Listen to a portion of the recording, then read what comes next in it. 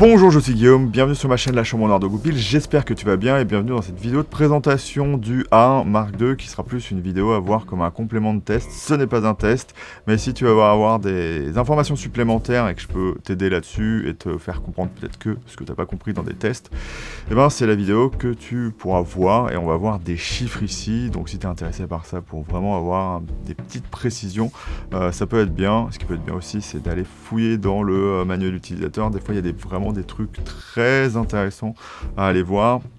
Mais bon, c'est vraiment encore plus long, donc je vais pas faire ça ici. Je vais regarder la documentation Sony sur leur site, donc à savoir leur présentation, leur marketing, et après regarder les caractéristiques, puisqu'elles arrivent juste en dessous. Hop, et du coup, on va passer sur le site Sony, et je vais mettre dans un coin. Donc voici le A1 Mark II, qui est assez réminiscent, lui, du A9 III. Donc même si on est sur une architecture qui n'évolue pas trop chez Sony, on n'est pas comme chez Canon où on essaye de faire une forme différente à chaque fois. Là, on a quelque chose qui ressemble et qui est un A9 III. Et du coup, c'est vraiment très bien. Donc on va voir dans le déroulé ce qu'il va y avoir d'intéressant. Donc ce qu'on voit de face, c'est qu'on a la même structure que tous les flagships Sony, avoir les deux molettes, donc la molette de drive et une molette plus standard avec les évolutions par exemple de la 7 IV, avec le changement d'univers photo et vidéo qui est directement ici et le SNQ aussi dessus, le grip du A9 III, et du coup il va prendre le VG C5 à la place du VG C4 ou je sais plus comment il s'appelait celui d'avant, mais du coup c'est le grip du A9 III et pas du premier A1 qui sera dessus. On peut le voir ici, il y a le bouton C5 et donc l'intérêt aussi, ce que j'ai pas dit de ce grip, si tu ne connais pas l'A9 III, c'est qu'il est plus large. Si tu regardes un petit peu l'appareil photo, un Sony habituel, ça aurait 5 mm de moins, donc on évolue dans la bonne direction, on reste petit, mais les plus grosses mains seront plus, confortables sur ce type de grip. Et puis voilà, on verra un petit peu plus loin ce qui se passe derrière.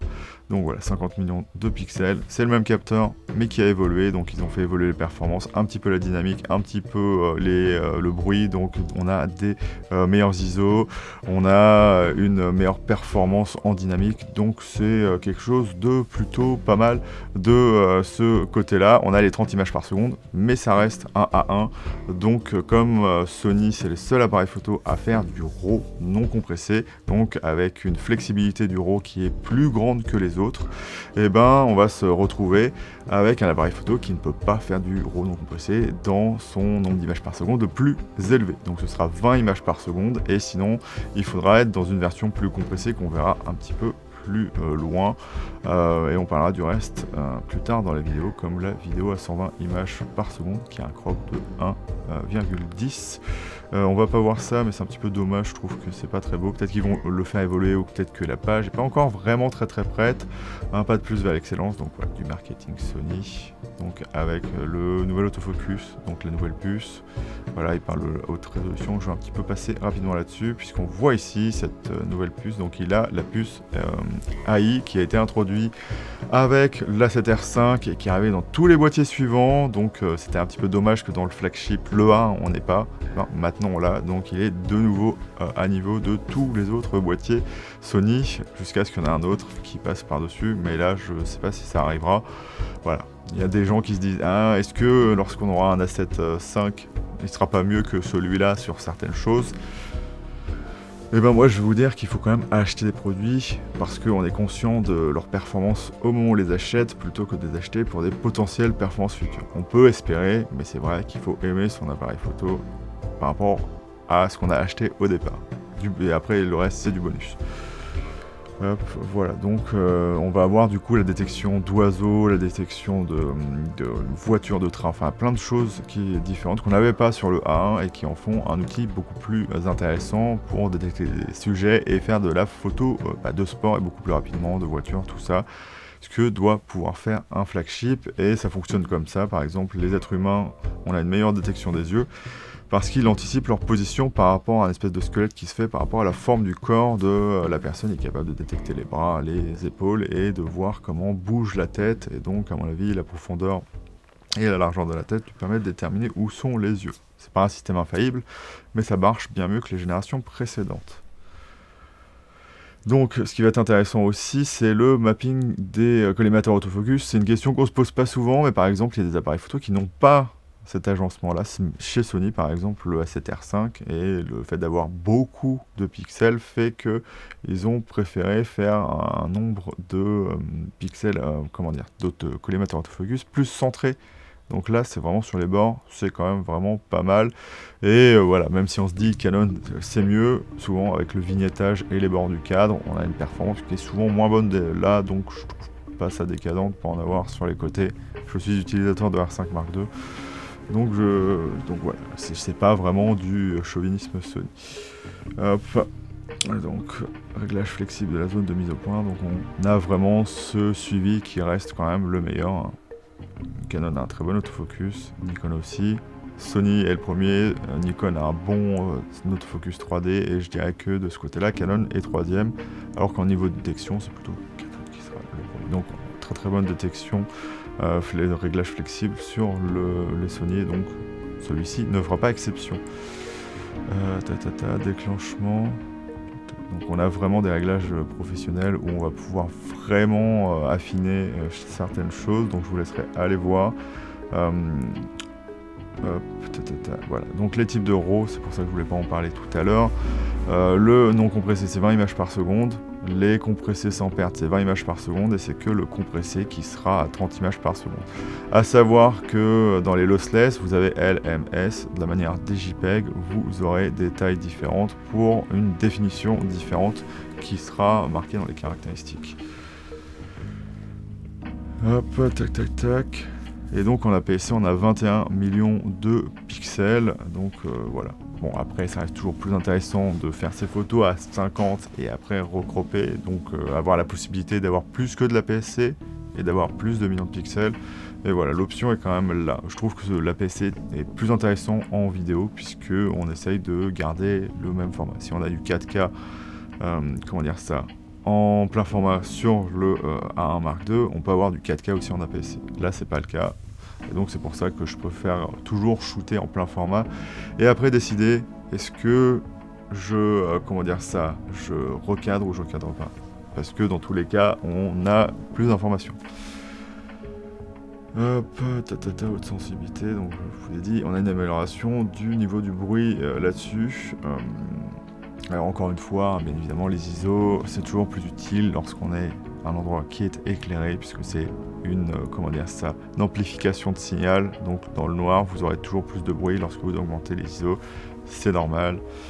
Puis voilà, donc à utiliser dans des situations compliquées, mais avec de la lumière.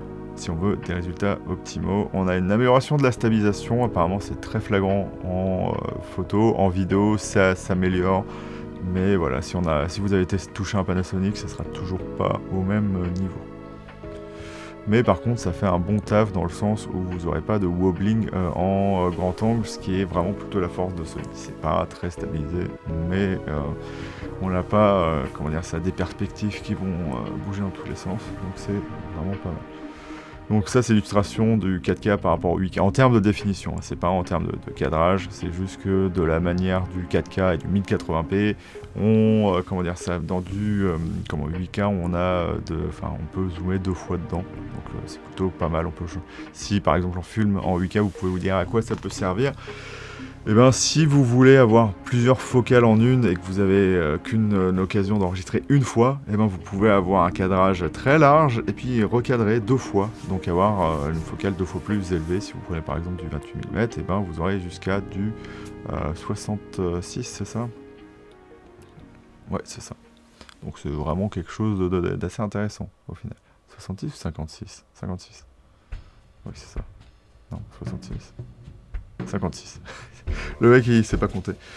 Oui, puisque sinon ce serait 30. Voilà, 33. Donc on a du 4K 120. Alors ça n'a pas vraiment évolué de ce côté-là en termes de ce que peut faire ou pas en termes de définition le A9 III, mais on verra ça dans les caractéristiques. Compensation du focus boosting, voilà, maintenant il a la compensation du focus boosting. Je sais pas si le A1 l'avait eu en firmware, je crois que oui, mais bon là il l'a forcément de base.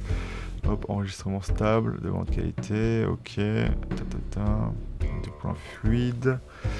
Et donc lorsqu'on regarde l'arrière du coup du A1 Mark II, on a ce super écran, le meilleur écran qui existe au final sur un boîtier hybride, l'écran qui satisfera les vidéastes et les photographes, même les vidéastes qui veulent filmer par derrière. En fait, c'est vraiment le mieux pour tout le monde. Et même le fait de retourner l'écran est profitable aux photographes, c'est juste que le fait de ne pas pouvoir le retourner derrière était un problème avant, alors que là on a les deux. Alors vous pouvez vous dire en photo, mais pourquoi j'aurais besoin d'avoir l'écran qui se retourne?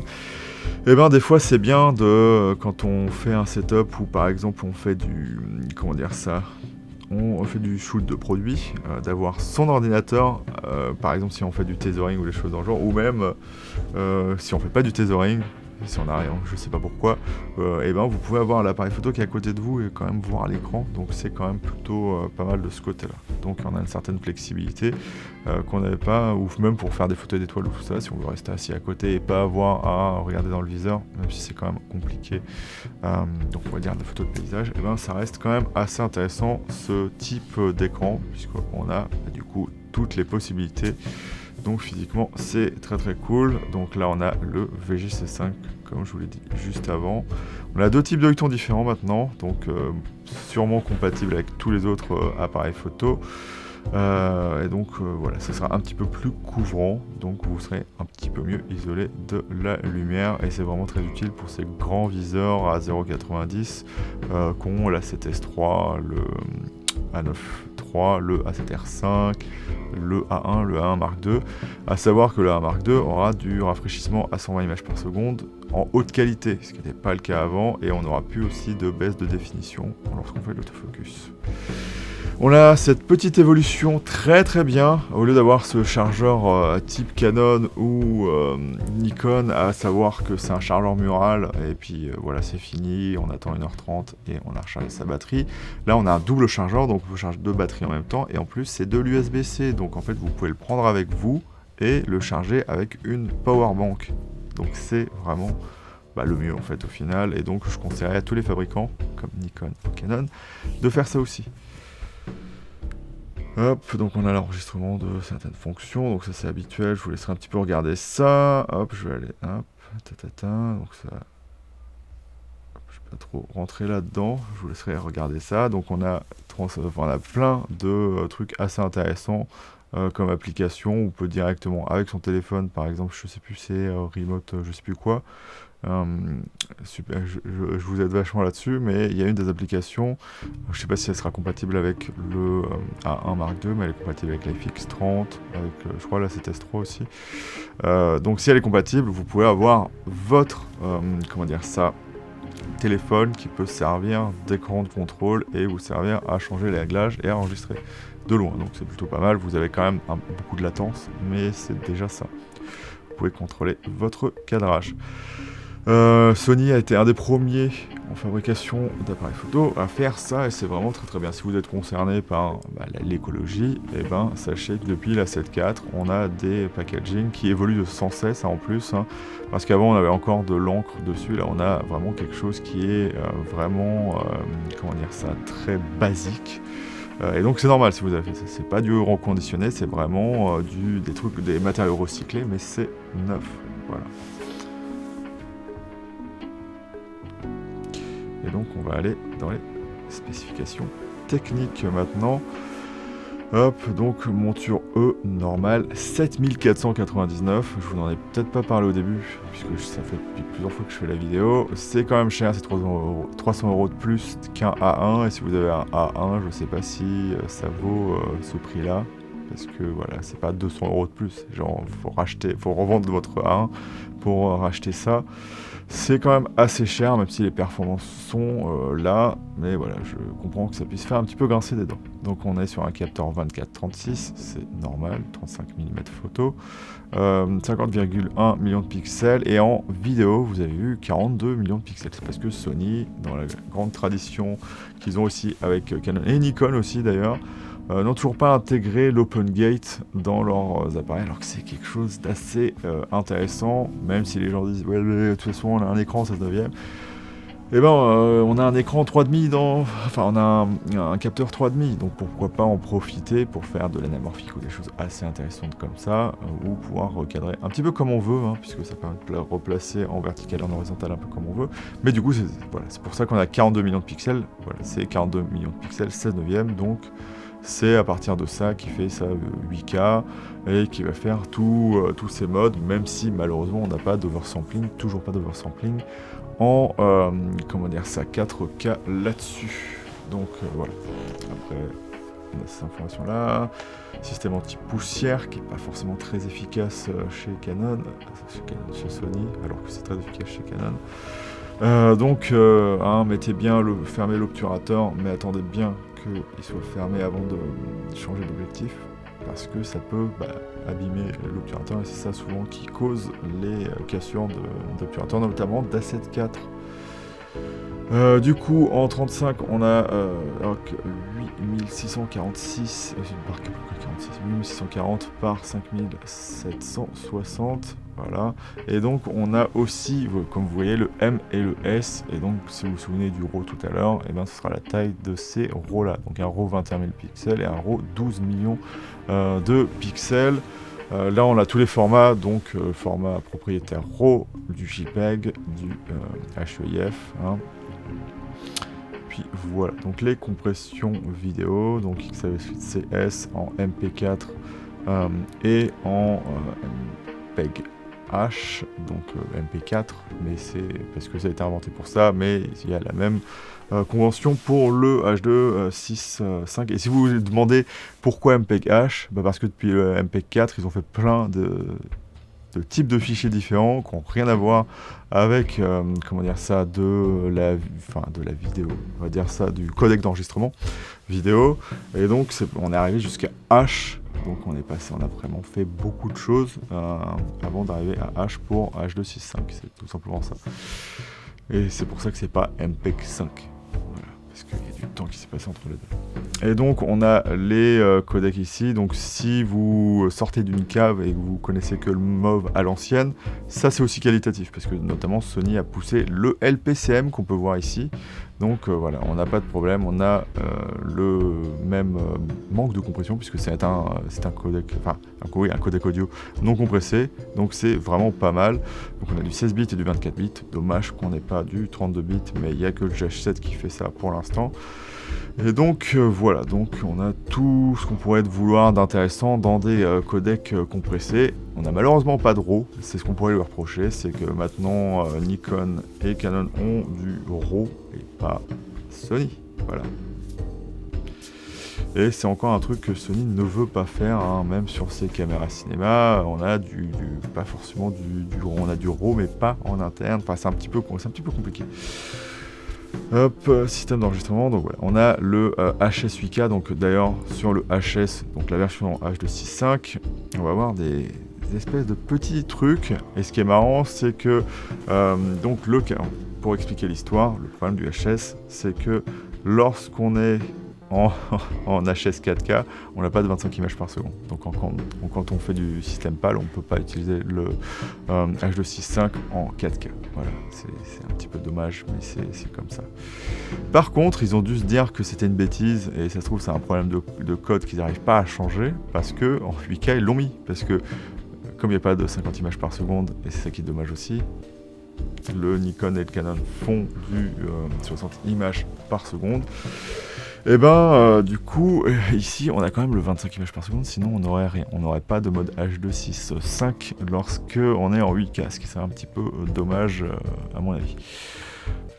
Parce que si vous savez pas, le codec H2 6.5 est très récent avec une très bonne gestion du bruit grâce à son algorithme prédictif. Voilà. Hop. Et donc en fait le fichier il fait une taille plus petite que l'H2 6.4 tout en contenant beaucoup plus de données. Donc si vous avez du data rate qui est plus faible sur l'H2 6.5, ça veut absolument rien dire. Comme c'est plus compressé, ça fera l'effet d'un plus gros data rate. Ce qui est un petit peu compliqué à comprendre parce qu'il y a du coup c'est une nomenclature qui ne vaut pas grand chose. parce qu'on enregistre ça, mais on n'a pas un résultat qui est ça au final. Donc je vais vous laisser un petit peu regarder ça. Donc on a, comment dire ça, ici en 4K, on a le 120 images par seconde. Et du coup, on va avoir le XAVC SI qui est la version, si vous voulez, la version Intra. Donc la version avec toutes les images qui seront enregistrées. Donc parce que ça c'est du long up, long up, long up, long up. Et puis voilà, on a que, donc on n'a pas, du coup on a comme sur le R5 Mark II, et je pense que c'est dû aux processeurs qui sont encore limités, on a que de l'H265 lorsqu'on est en 8K. Et donc ici on va avoir donc du 60 images par seconde jusqu'au 24 images par seconde. Donc on a 25 et 50 ici disponibles, mais pas le 120 images par seconde. Et ce qui est dommage, c'est qu'on n'est toujours pas sur de la 4K oversamplée. Le seul moment où la 4K sera oversamplée, c'est lorsqu'on passe en Super 35. Et donc on ne profite pas du capteur 8K. Donc ça reste une caméra qui est performante. Mais vous, si vous voulez quelque chose qui soit un petit peu plus pratique et vous voulez que du 4K, un FX3 sera quand même plus intéressant.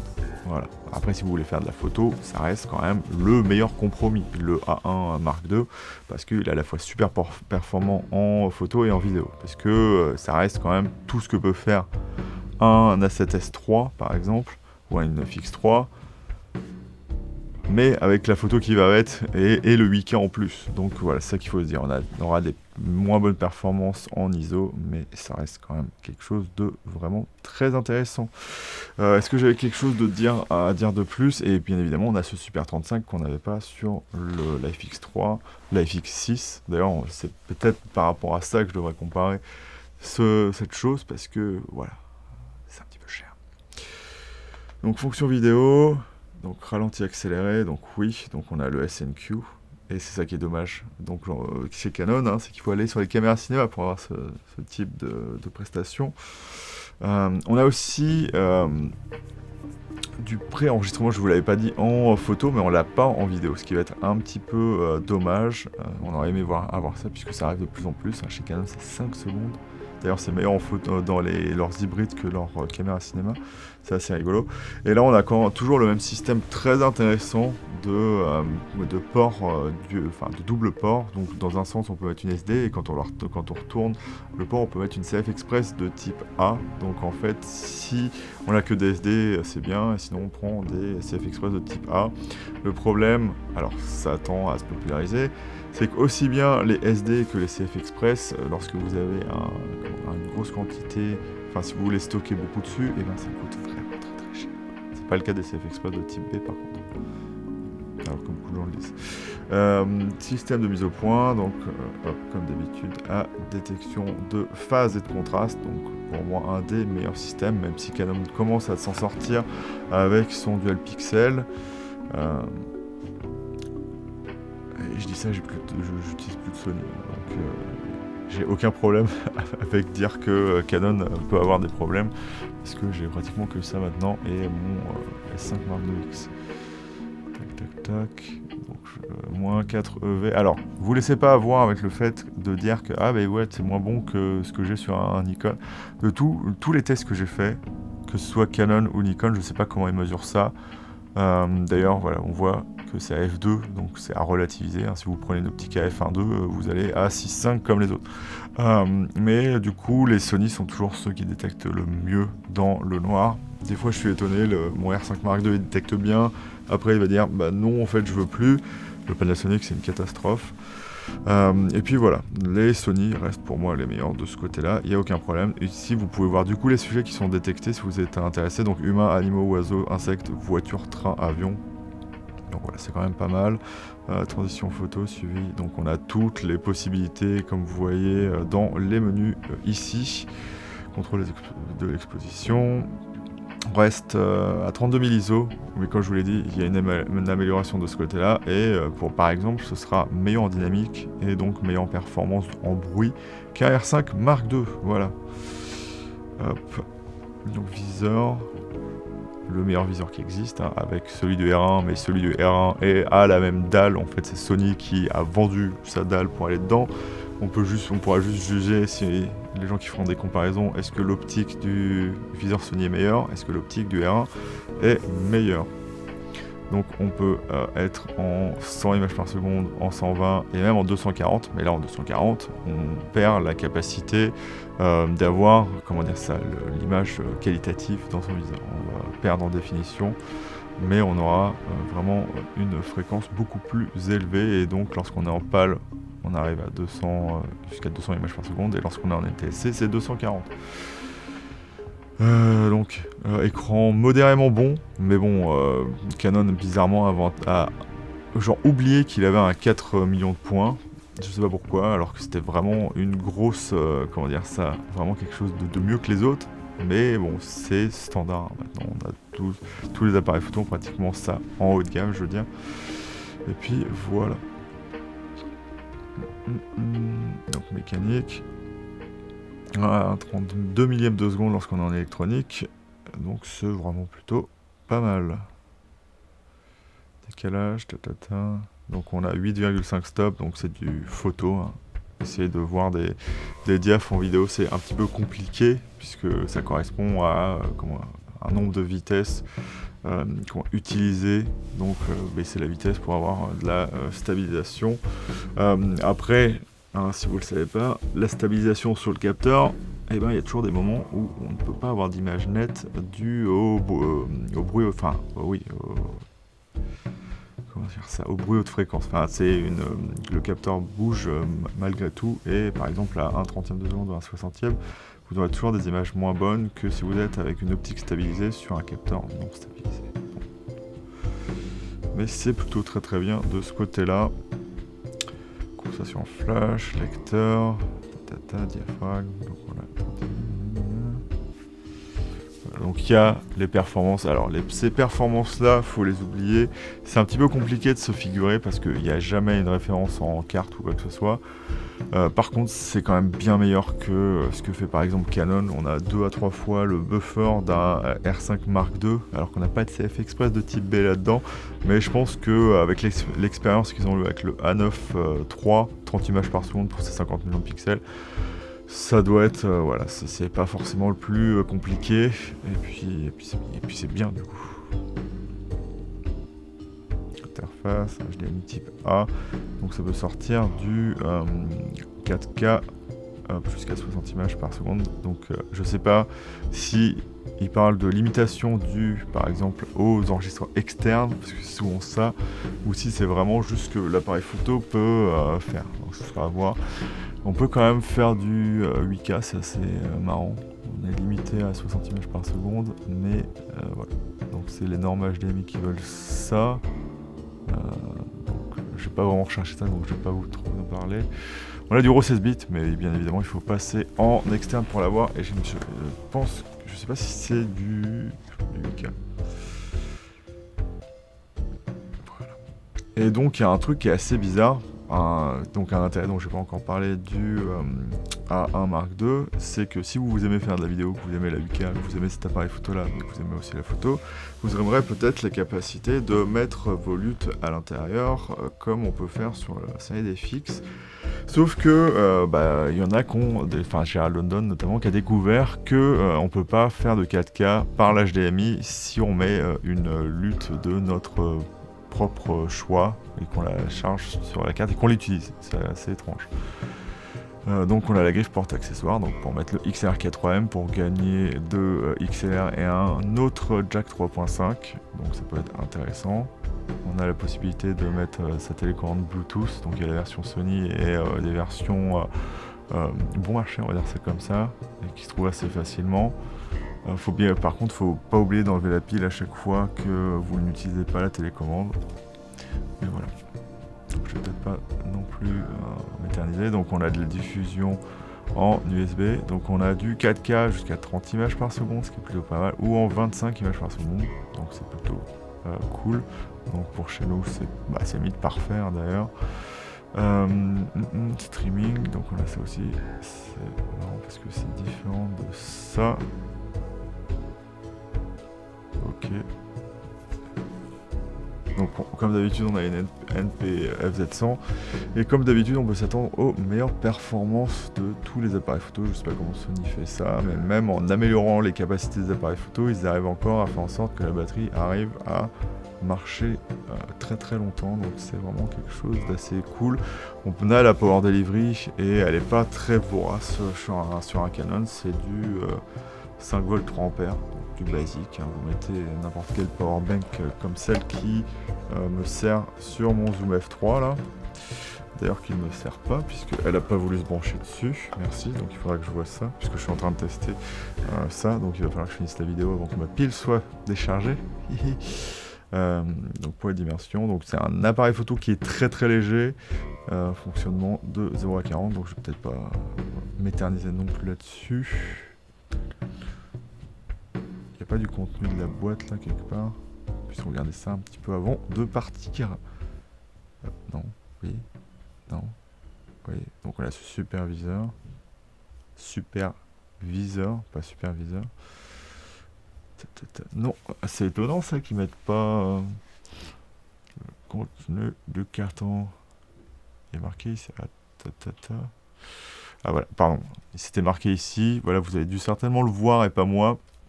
Pardon, donc on a la batterie. En plus, je vois, on a la batterie. Donc on a une bandoulière pour un protecteur de câble. Donc c'est ce qu'on visse sur le côté. Si vous ne savez pas ce que c'est, hein, vous avez une espèce de petit zigouigoui en plastique un petit peu torturé. C'est pour enrouler vos câbles autour. En fait, il y a une espèce de passage spécial qui, sans avoir à serrer, en fait, permet à vos câbles de ne pas se faire arracher de la prise et de ne pas casser vos USB-C et votre HDMI. Donc ça, c'est bien pour le garder. Enfin, il faut le garder et vous pouvez mettre ça en plus de vos cages, si vous mettez des cages. Ou sinon, par exemple, mon père, il s'en sert quand il charge des photos. Il met la protection, il branche son appareil photo, il le pose dans un coin. Et puis voilà. Hop, le capuchon de protection, et oui, le cache-griffe porte-accessoire qui est très important, hein, puisque l'eau peut aller dedans et ça peut, faire des messages contradictoires. L'appareil photo qui ne comprend pas qu'il n'a pas d'accessoire attaché et qui va mettre des messages dehors, c'est pas votre appareil photo qui est abîmé par l'eau, c'est juste qu'il y a des faux contacts. Le temps de visée, donc de base.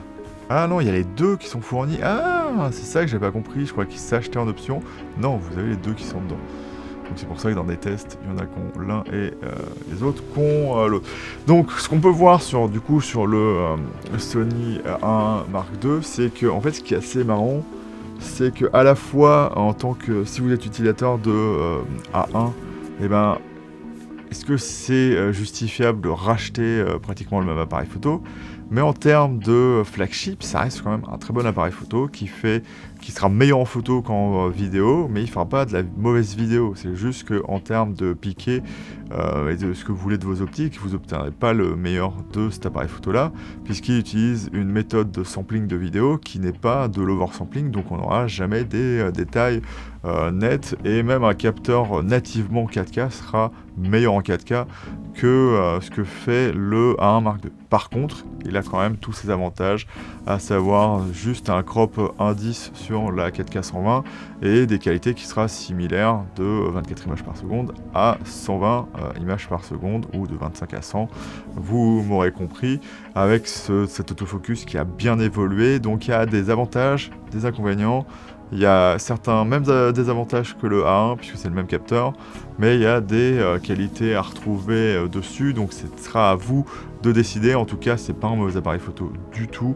En fait, ça met à jour complètement le A1 pour en faire quelque chose qui reste compétent aujourd'hui. Je pense que Sony a regardé la concurrence et s'est dit de toute façon, on n'a pas forcément besoin de faire mieux, donc ça se trouve, ils avaient ce qui deviendra peut-être un A1 Mark III ou un A1 2.5 qu'on ne verra jamais, mais ils ont préféré rester là-dessus, puisqu'il y a quand même une logique mercantile dans tous nos appareils, ce qui peut paraître dommage, mais voilà, il faut quand même se dire, oui, voilà, ils doivent quand même, être rentables quelque part. Donc voilà, un très très bon appareil photo qui fait de la bonne vidéo, mais pas le meilleur appareil photo pour faire de la vidéo, mais un très très bon appareil pour faire de la photo et le meilleur capteur très défini en termes de dynamique, de rolling shutter et tout ça. Voilà, c'est le meilleur compromis en photo. Et si vous voulez faire de la vidéo, et ben voilà, il faudra choisir un petit peu plus de compromis jusque sur un Z9, Z8, voire même un R5 Mark II. Donc moi j'en ai fini avec cette vidéo. Je vais te dire salut et à bientôt là, je suis de Goupil pour une nouvelle vidéo. Et puis voilà. Hop, on s'arrête.